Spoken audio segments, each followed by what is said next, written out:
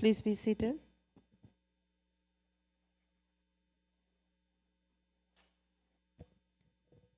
Proceedings are resumed. I'll invite the Honorable Leader of the Opposition to continue with his debate.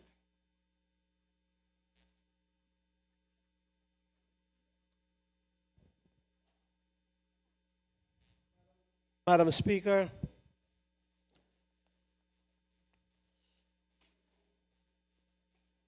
I believe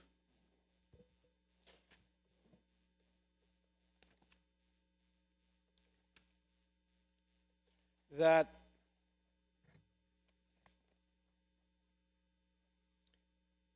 it has become an obvious fact to most, if not all, of our people that the Cayman Islands financial services industry is under attack. And it is under attack by many of the larger nations who find themselves as their competitors in the same arena. And unfortunately, it seems at times that they will stop at nothing until they have destroyed it, destroyed the very industry that has helped to shape our way of life for so many decades and has been an assistance, a help to the international arena. Madam Speaker, let me take this opportunity to again reiterate my support for the financial services industry. For I have always been and will always be a big, if not its biggest defender, and I will continue to defend it because the services we provide are good for the Cayman Islands, good for our people, and it is good for the world of international finance, as I have just said. Having said all of that, Madam Speaker, as I place my support for the financial services industry, I believe it is imperative that we do not, as the old adage says, continue to put all of our eggs in one basket. As a nation, as a country, we must find ways to diversify the Cayman Islands economy. For this diversification, amongst other things, will allow us to more competently deal with the sort of attacks we are now facing. And it will help us to deal with any unexpected shocks that may arise to impact one or both of the existing pillars of our economy. And Madam Speaker, I firmly believe that where diversification offers opportunities for greater government revenues, greater private sector investments, and greater employment opportunities, as well as other benefits for our people, I believe that we have an obligation to seize it. I believe that such industries do exist, Madam Speaker. And one such industry, and we've all heard it, is that of medical research. If you, Madam Speaker, look over, you will understand that it is an important billions of dollars money spending it. None other than Dr. Tomlinson, whom we all know. Madam Speaker has been talking about this for quite some time. We can do our own research and we can determine our own facts. But he has been in the forefront. The United States is the eminent world leader of major health care ideas and innovations. With, I understand, in the region of $36 billion being spent annually on medical research. But that success, since the formation of the Food and Drug Administration, the FDA, in the early 1900s, how brought with it multiple levels of bureaucracy and escalating costs, and that bureaucracy and costs, coupled with the other factors, are causing many small, medium, and large U.S. research companies no other option but to begin looking outside of the United States to conduct their research and to do business. Their primary aim, Madam Speaker, is to gain the international approval from the FDA and other similar regulatory bodies around the world, but to do so in an environment with less bureaucracy that will allow them to shorten the length of time, as well as, wherever possible, unreasonably possible to lower their cost of doing business as well. It is well within that trend, Madam Speaker, that a tremendous opportunity, I believe, resides. The figures from as far back as 1995 will show that the expenditure within the United States in medical research alone was approximately $36 billion annually, with $18.6 billion of which came from the private sector spending. Madam Speaker, understand this, that if the Cayman Islands can make itself attractive to these companies, and if we are able to gain such a traction of it, or a fraction of it, a more, well, some kind of investment from it, just a mere fraction of 1%, Madam Speaker, will bring an additional $360 million to the Cayman Islands every year. Madam Speaker, think of what that would mean for the Cayman Islands, for the construction of needed infrastructure projects, healthcare, education, and so much more. The opportunities, I believe, Madam Speaker, are tremendous. And Madam Speaker, I believe that the Cayman Islands is a place that can easily satisfy the needs of many of these companies. This is evident in the fact that even without enough effort on our part, many of these companies are already knocking at our door. We have a lot to offer here that will make the Cayman Islands an attractive place for them to do business. We have a stable government, excellent jurisprudence, sound infrastructure, a peaceful and safe working environment, excellent climate, proximity to the United States, and we do speak the English language. These, Madam Speaker, are but a few good reasons why I believe that we are poised to attract some of these research companies. Madam Speaker, now is the time. We have an opportunity to assemble some of our brightest minds to create the proper legislation and infrastructure that we need to withstand international scrutiny, but yet remain sensitive to the needs of the research companies. Achieve that balance, Madam Speaker, and I believe we can truly create another leg of the Cayman Islands economy, and one that blends perfectly with what we have already started insofar as medical tourism. Done properly, I'm confident that those companies can and will operate here in the Cayman Islands and avoid much bureaucracy as well as lower their costs whilst meeting all of the international standards insofar as their research, which will allow them to gain recognition from international bodies such as the Food and Drug Administration, recognition, Madam Speaker, that will ensure that they can sell their final product to an international marketplace. Madam Speaker, this push for diversification doesn't have to end with medical research. Instead, Madam Speaker, medical research has only to be the beginning, for there are numerous areas of research to be explored, and we as a country, as a people, should do just that, explore the options, and where there is viability, seize upon it, get it done, and we have another industry for the country.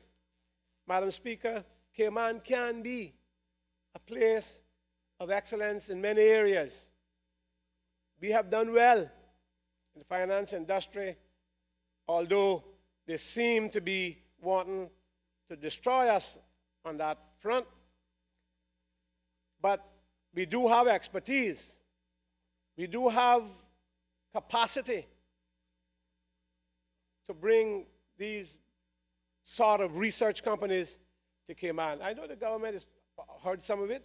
I've heard some of it before. I think we need to jump on it to get something done. Madam Speaker, I want to turn myself now to the NRA DART agreement. The Premier said that today we have an economy buoyed by increased investor confidence. I'm not going to say no to that. What I will ask was DART, who is the only real developer who so far has put his money where his mouth is of any huge amounts. Was he not here before? Was the agreement not in place? Madam Speaker, the ultimate stroke of the genius of the government, and I'm not in one person, I'm meaning that, but their policy genius, is that the premier, and I'm not saying that derogatory about him being a genius, what I'm saying is the genius of the policy genius, has the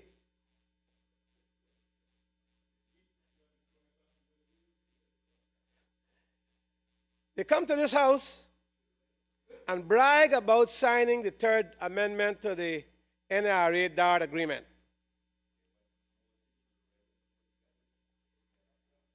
Read what? What about it? That's what I'm delivering my speech. What you want? Huh? This is not the last minute. Anyway, Madam Speaker, that's their time. 5 minutes gone.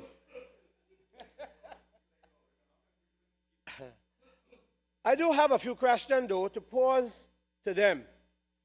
Since they have not released the agreement to the public, one, hotel room tax rebate. The premier announced this was taken out. And I wonder if a similar value was added to the cap for the concessions to the DART group. Will simply get the concessions just in another form. Two, Sunrise Adult Training Center lands. My cousin over there needs to listen if they haven't told her. And I think the treats her bad. They haven't told her anything. We had negotiated to have lands near the Harkwell Theater donated and the majority filled in to have a more central location for the center and to have it near other facilities that residents could utilize. That is the theater and the National Gallery, public beaches there and so on. Have government secured that valuable item? Three, other community lands. We had negotiated 20 acres of lands for community and government purposes. One such item was to be a new cemetery. West Bay, Madam Speaker, is in crisis with cemetery spaces, and this would be welcomed news.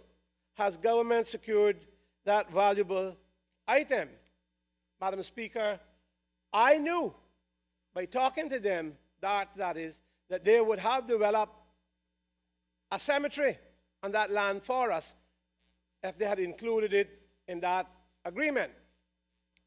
What have they done about it? We passed a motion. I'm not hearing anything, and people are passing away, and we're looking for spaces still all over the district now. Madam Speaker, we need a new cemetery, and as I said, they should have negotiated with DART to develop a cemetery. 5 or 6 acres of that 20 acres, we need it badly. Soto land at the public beach, 5. Madam Speaker, there's always too little space on public holidays for people to adequately camp out and picnic. For that reason, we had negotiated that the former lands leased by the Sotos be given back to government. That is the land next to the public beach, which butts and binds the new road. And if you come across there, you will see a big pile of fill, and they are now planting some trees on it. That's between the public beach and the new road, the road that we traverse now back and forth to West Bay in town. That would have allowed for the developments with appropriate flora, etc., of an expanded area for the public to camp and picnic next to the public beach while having clear open access to the public beach. Has the government secured that valuable camping and picnic site for the public. 6, the old Victoria House site. Given the cost and lack of undeveloped land on 7 Mile Beach corridor, we thought it important, Madam Speaker, to secure another public beach. Our system of requiring developers to give a 6-foot access to the beach has been fraught with challenges, and we've lost much of it. Now we've got a motion to try to deal with some of it, not the least of which is that the public inevitably winds up on a development site once they traverse the 6-foot right-of-way. If we agree that there is no real beaching experience created by these 6-foot right-of-ways between 2 buildings, what then? Our thought process was to allow that developer to consolidate these rights on his land, rights of way on his land, in exchange for an expansive piece, another 100 feet, that the public could use in a meaningful way and not be on the doorstep of a development. Has this government did anything in that regard about those 6 foot right away? 7, Dragon Bay lands. I don't know what the deal has been struck because we don't see the report as yet. But they have announced it. What premium has the government received for converting the lease of Dragon Bay land, it is 100 and something acres, to freehold? Are there any conditions attached, Madam Speaker? Did they get any net new revenue for the life of the property? When I was Premier, this was under discussion, and we insisted that we entered a new agreement with the then owner, an additional 2% to whatever stamp duty is paid, an additional 2% would be added for transfer over these properties to ensure that the people of the country in perpetuity truly benefited from the conversion. However, Madam Speaker, did not go ahead because our government had no mandate to sell such an important and huge piece of land belonging to the Caymanian people. It fell away. Not that it wasn't on the discussion, it was with that owner then of Dragon Bay. Madam Speaker, one of the things they have severely criticized my government for was the hotel rebate in the DART agreement. From what I am hearing, as I said, it's not public yet, the hotel room tax rebate was removed. Has it been added back to the cap by estimating the value of the Cape Town concessions? We had placed a cap on waivers of $24 million. They, in their negotiations, I understand, has now reached $37 million. Madam Speaker, is this really smoke and mirrors? Madam Speaker, this amended agreement came out of the 4 Cayman Investment Alliance, where government and the DART group of companies were looking at ways in which to generate economic activity in a time, 2008, 2000, anyway, we saw the downturn from 2007 straight up until at least a little bigger turnaround began in 2011. So we negotiated that, and I took licks for it. But people driving the roads and they're happy. The hotel is on its way and they're happy. Unfortunately, far too many Caymanians want to sell something to DART, but then they don't want DART to do anything with it. Well, how are you going to do that? You can expect to sell 100 acres to him. He make your family rich with $7 million, and then he sit down, hold it in his pocket, sit down, put his foot up on it. What are you going to do with it? He wants to invest it. So don't sell it then. If you don't want nothing done with it and you don't want him to get more control, then don't mess with him. Leave him out. Yeah. Madam Speaker, it must be remembered, as I said, we were started in the midst of an economic downturn that the world has never witnessed. this, this government should be thanking us for having the courage to do something that they would never have. We know that. We know that they turned down good offers for collaboration during 2005 and 2009 term with DART. And they seemingly had a phobia about working with a company that was investing so much in Cayman. I mean, if not the government bench, then it was supporters who were out there cussing us about it. I mean, the big word for some of their supporters was UDP, United Democratic Party, meant under DART's power. That was a big thing in 2005. Well, is it true today? You went down and sat down with them up in the room, covered and signed the document, and then they got to the cabinet and they signed another one. Don't talk to me about that. I know how it goes. You done the right thing, though, you know. But don't be a hypocrite now and try and beat up on Paul McKeever about it. I did the right thing. I faced all the opposition, all the criticism, and took my licks. I might then get an invitation to go to the hotel. Yeah, laugh at me. That's all right. They can do that.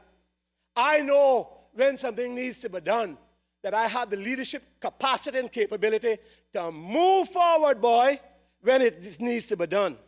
No procrastination.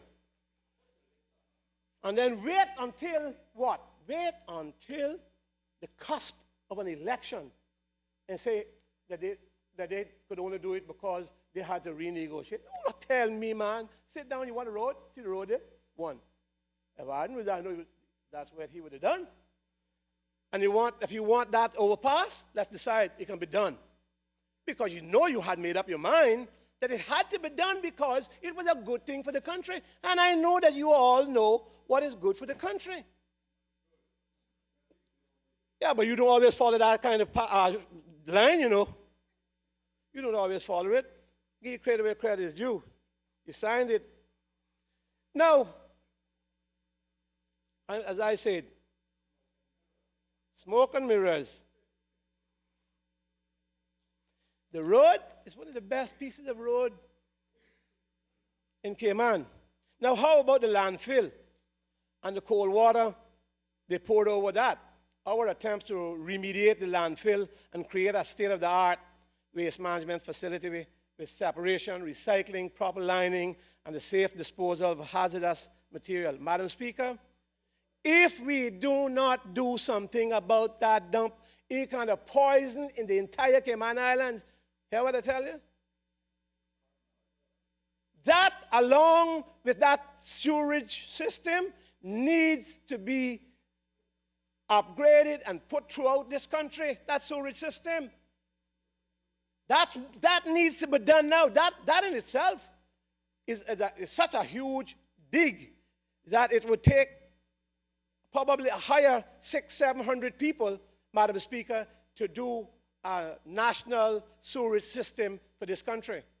And it needs to be done. All we need to do is to remember where some families stood waist deep in sewerage during Hurricane Ivan. Madam Speaker,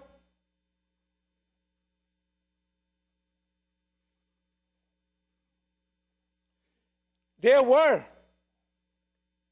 trying to create a state-of-the-art waste management facility with every environmental precaution and consideration. It was going to be a facility that would be the envy of the rest of the Caribbean.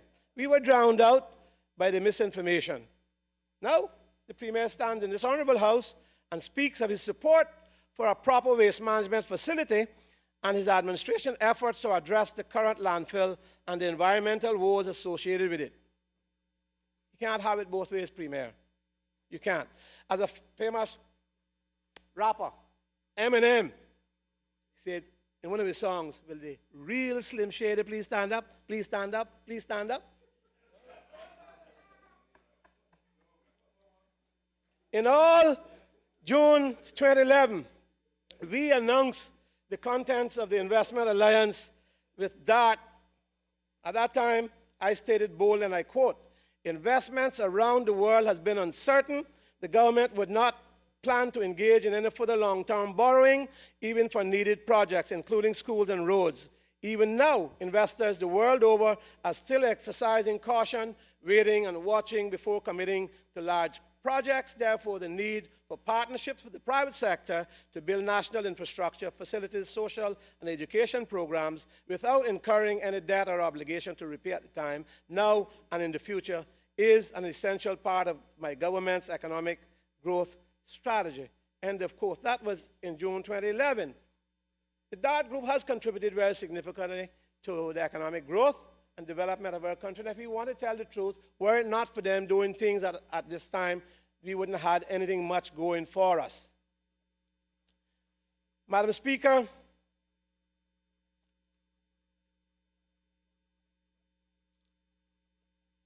they kicked me in the face for it, but they have continued the discussion with them and they have signed the agreement. So, it wasn't me who converted leasehold property to freehold property.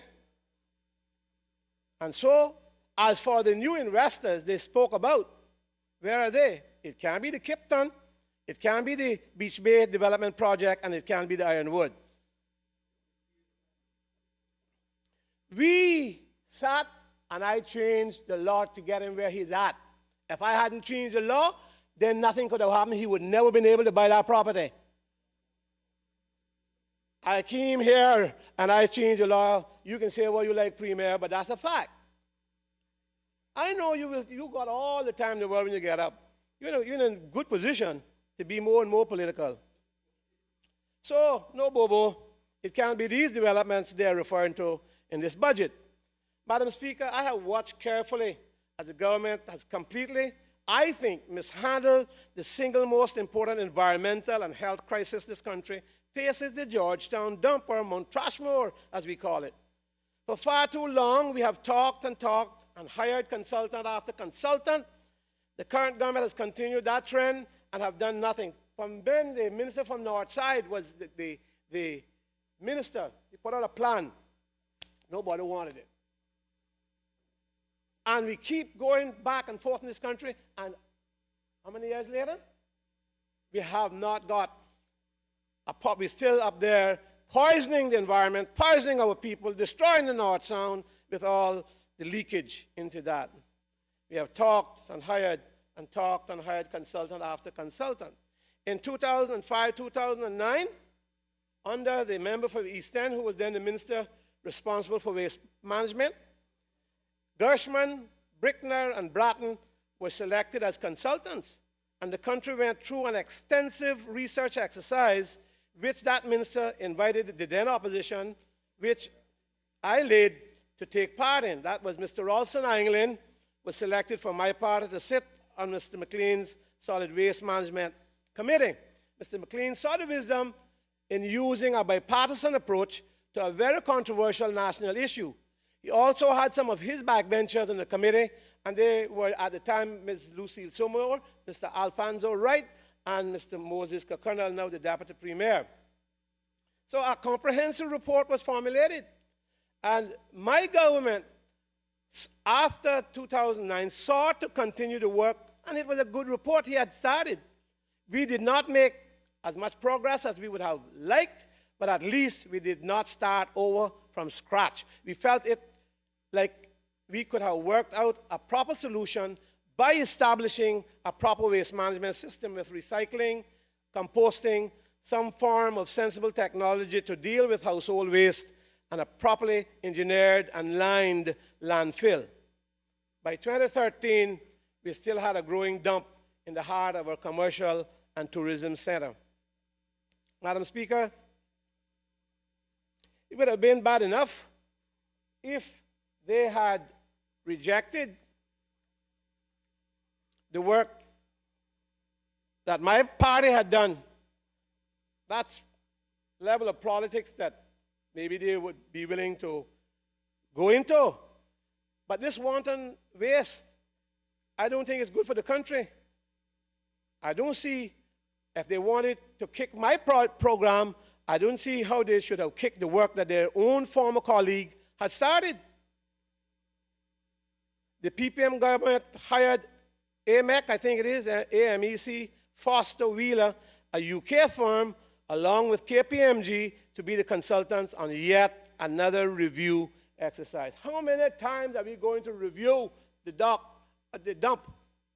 Dock too, but the dump. We don't need to go that route, I don't think. You have enough reports. And Cayman has never had a sustained consequential recycling effort of dry household recyclables until the company called Junk Recycling started one in 2013. I thought that was a good move between government and the private sector.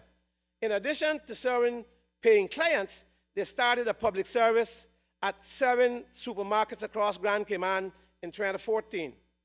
They were able to prove that the public would recycle at the depots. And last year, the premier, under whose ministry the dump now falls as Minister of Health, announced that his government would be issuing a public tender for the private sector to expand the depot program. The government issued a public tender in January to adequately fund the public depot system. And curiously, I don't understand this, they excluded any depots in the north side and east end and Cayman Brac and Little Cayman in that tender. I don't know why, but anyway, they were not included as I remember. But all of a sudden now we are hearing that the government has canceled the tender and are going to run the depots themselves. I don't know. Who? I ain't no conflict of interest. I don't think anybody on this side has any conflict of interest. I don't know. Huh? Well, if you have to, you have to, but it has been long understood that the desired outcome is to privatize. And the premier said this. I don't know what you complain about, premier, because I have it somewhere about you where you said,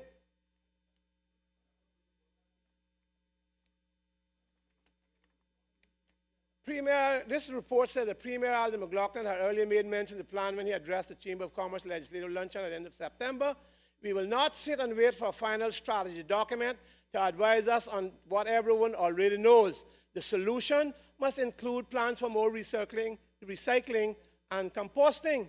He said government was moving forward with an expanded recycling program to collect and et cetera, et cetera, et cetera. I don't understand. I don't understand that.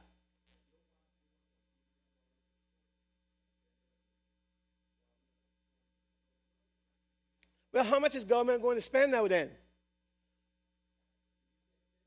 Yeah, but how much is government going to spend? Whether anybody got a tender or not, I don't know. Yeah, but how much is the tender? Please inform me. $250,000? And you're going to hire 7 people for that? And you're going to go around to all these places and do so? Wait then. Wait. I don't know if that's possible, but I'd like to, if you can accomplish that, then that's another thing that I can tap you on the shoulder for. Members, please keep comments through the chair. Okay. Anyway, Madam Speaker, sorry? Not me.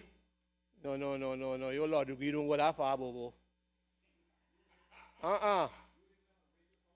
Who? Oh, well, I know you got a record, you got about 5 people doing that for you. I thought, though, that what happened now, you spent another $250,000 with a company to make government smaller. So what happened to all that, Premier? What happened to all of that? This, what I think you're about to do, and you need to, and I mean, at any time you need to talk, you want to talk to me about it, then tell me, because I don't know. But I believe that what you're saying now will inevitably lead to more hiring within government. And I don't know if that can give the best results for Cayman. But I do hope so from what you're saying. But you got 7 and you haven't touched 3 other districts, that's 10. And then you got to hire all the staff for that, all the equipment for that. You got to remember this. When people bid, they're not just bidding to pick up a garbage pan down there and take it over here. But remember, you're covering, they have to cover their costs and their equipment. Now, if government is going to go in all that, how much is going to cost us? How much is going to cost us? I don't know. Because the truth is, that's not my forte. I don't know about these things, but I can read and I listen. Who? No, No, that's your brother. You go drink with the bobo. You, not me, him. I done told him, though, to light a candle, sing a song, and find himself back home. All right. Madam Speaker, he says he will issue a public tender for an integrated solid waste management system. As I said, how good can it be for government to bind the country after a process that has not been brought to legislators and the public properly? I don't like this tick-tock or tick-the-box electioneering, and if they don't make it right with the people and they can't get them to do what they want to do, then they have to, take away contracts from them or what? Tell Bobo the truth. You the one talk and say you talk with them. I don't know. Not me. Madam Speaker, they have generated reports with options, but not stated what the end game will be. So I think I would like to see a firm policy position and let the public have their say before going to tender around such an important issue. We cannot afford another more and more expenditure. And the expenditure, I know the Minister of Finance knows the expenditure is creeping up, and the revenues is not, the surplus is not as great for the year as they're saying. You know that. Anyway, Madam Speaker, now that the Premier has announced that he has signed the Third Amendment to the DART agreement, I wonder if anything in that, Madam Speaker, has been secured for waste management. I don't know if that is in there, anything for waste management in that agreement. The Premier is saying no. Well, what I can say is that the time for tests will be around the corner, and that curbside, dry recycling, green waste, the chips, mulch, compost, refuse, oil recycling, and I think that is going on too. I don't know if government is doing anything with that, but that is something that is important. And I don't know if, and I know it's a small company doing it, and I don't know if government is involved or encouraging, but they ought to, e-waste recycling, scrap metal recycling, automotive and white good recycling, and sensible technology to deal with all leftover waste and general household waste collection and hauling. These are things that I think that I'm hoping will be addressed, because certainly it will be. And I don't know that government should be in the construction waste hauling business. I think government should exit the construction waste hauling business and simply be the regulator of the waste sector and not such an operator. Madam Speaker, they said that DART would be remediating the landfill and creating a new one. I don't know what he's going to do. I just hope that it's done.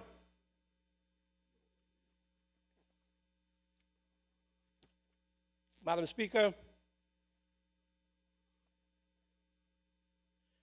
they talk about fiscal management and claims that what has taken the country to the surplus is their fiscal management. Madam Speaker, on page 18 of the pre-election economic and financial update under the heading Forecast Financial Performance for Fiscal Year 2013-14 and 2014-15, it reads, and I quote, for fiscal years 2013-14 and 2014-15, government's operating surplus is forecast to be $118.1 million and $135.8 million, respectively. On page 8 of the budget address delivered on Friday 15th, May 2015, the Minister of Finance states, and I quote, at 31st of March 2015, the forecast operating surplus for the financial year ending June 2015 was $134.6 million. Madam Speaker, the mandated economic update before the election stated $135.8 million, and the Honorable Minister of Finance is stating $134 million. So those operating surplus figures are different by approximately one. And Madam Speaker, you will remember that because you delivered that election report before an election. So, Madam Speaker, anyone with a little common sense can see that the surplus this administration is touting as their own is nothing more than using the same revenue measures that the administration put in place, including the duty on fuel. Can they have it both ways? They can't have it both ways. They can't, on the one hand, criticize my government for the revenue model we put in place, but summarily take credit for the operating surplus the country now enjoys. That's not right. That's not right. That is not right. So, Madam Speaker, look, operating revenue for a moment, Madam Speaker, according to the economic update, operating revenue for 2014-15 was forecasted at $693.2 million. The Minister of Finance has forecasted for 2014-15 operating revenue at $660.2 million. The economic update forecasts operating expenses for 2014-15, $531.6 million. The Honorable Minister of Finance forecasted operating expenses for the same period at $538.7 million. The economic update forecasted 2014-15 expenses at $28.7 million. The Honorable Minister of Finance forecasted expenses for 2014-15 at $28.5 million. The economic update forecasted a cash balance for 2014 at $250.4 million. The Minister of Finance forecasted a cash balance for 2014 at $269.6 million. I think, Madam Speaker, we are all getting the picture. The successes that the government is trying to take credit for are not theirs. Because if you do not make money, you can't put it in the bank. And you did not put any increases, you kicked me in the face for the increases I put there. And I had to do so that the country would not go belly up and that we would reach the stage. And I can say with you, Mr. Premier, thank you. You need to read. Thank you. Because we are now out of the clutches for right now of the Foreign Office. If you keep spending, though, don't you think that they so much regard you so much that they wouldn't grab it back because they were happy the day they had their hands on us so that they could tell us what to do. Don't get back there by the whims and fancies of people who want everything for everything. You'll get right back there. Prioritize. Oh, yes. I'm not going to ask for, I see you got everything in the budget. I can't bring any increases. We can't. Not on this side. We can ask for certain things. We can ask you to reorganize, and probably we'll do that. Like we're going to demand that you get the teachers for the school. Do what? Stop counting lime lizards and stuff like that, and give my cousin over there her money for teachers. Yes. Yes. Yes, yes, yes, yes. It's true. Yes, we got plenty of space for her. We'll make her the Minister of Education again, but she got to do a couple of things. She has to light a candle and sing a Sankey. 4? Yeah. She has one. She has one. Is 3 us here? She had it. You're not elected. She elected.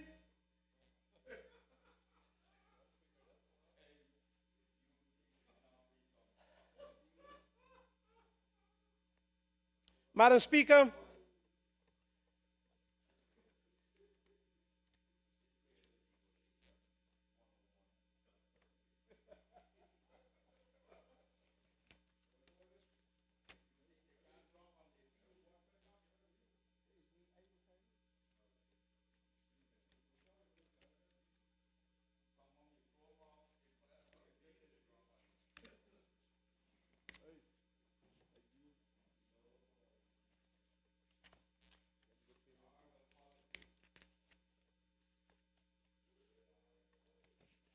Madam Speaker,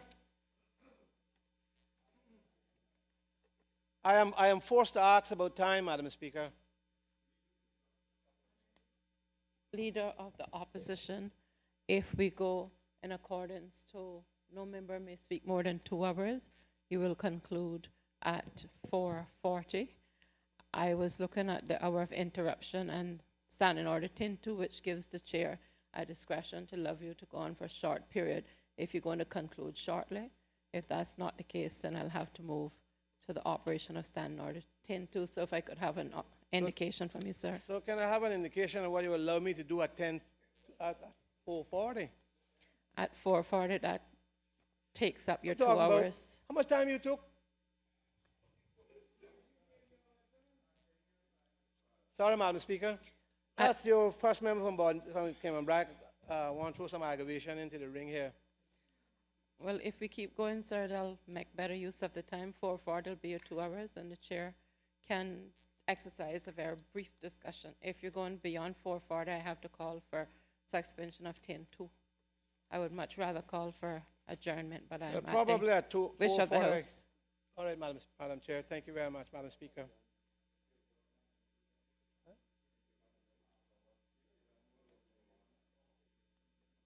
Yeah. Take adjournment? Yeah, okay. My colleagues gave me good advice over here. I recognize the Honorable Premier for the motion of the adjournment.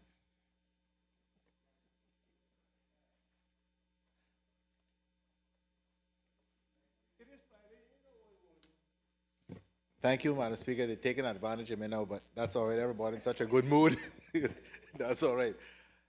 Madam Speaker, I beg to move the adjournment of this Honorable House until 10 a.m. on Monday morning. The question is that this Honorable House be adjourned until 10 a.m. on Monday. All those in favor, please say aye. Against, no.